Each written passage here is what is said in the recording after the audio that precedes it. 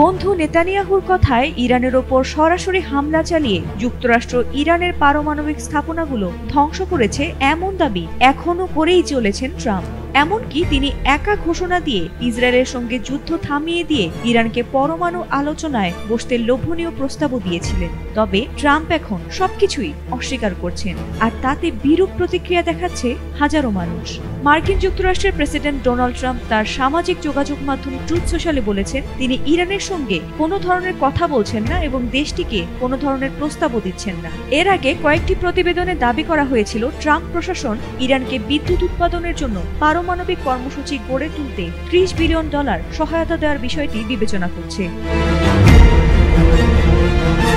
তবে এমন কোনো উদ্যোগ বাস্তবায়িত হলে সেটি ট্রাম্পের আগের নীতির পুরোপুরি বিপরীত হবে, কারণ 2018 সালে তিনি সাবেক প্রেসিডেন্ট বারাক ওবামার সময় করা ইরান পরমাণু চুক্তি থেকে যুক্তরাষ্ট্রকে সরিয়ে নিয়েছিলেন। সে সময় তিনি বলেছিলেন ওই চুক্তির আওতায় নিষেধাজ্ঞা প্রত্যাহার ও সম্পদ মুক্ত করার মাধ্যমে ইরানকে অর্থের লাইফলাইন দেওয়া হয়েছিল। ট্রাম্প লিখেছেন, ভুয়া ডেমোক্রেট সিনেটর ক্রিস কুনসকে বলো আমি ইরানকে কিছুই দিচ্ছি না। ওবামার মতো না যে পারমাণবিক অস্ত্রের পথ খুলে দেওয়া জেসিপিও এর আওতায় ইরানকে বিলিয়ন বিলিয়ন ডলার দিয়েছিল।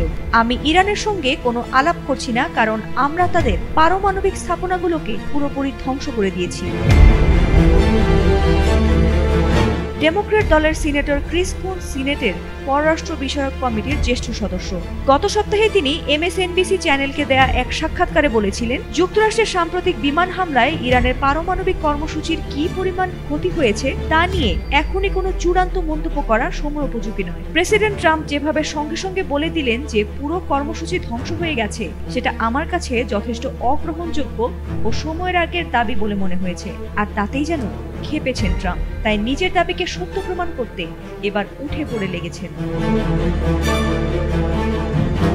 ফাতিমা সুলতানা, ATN বাংলা।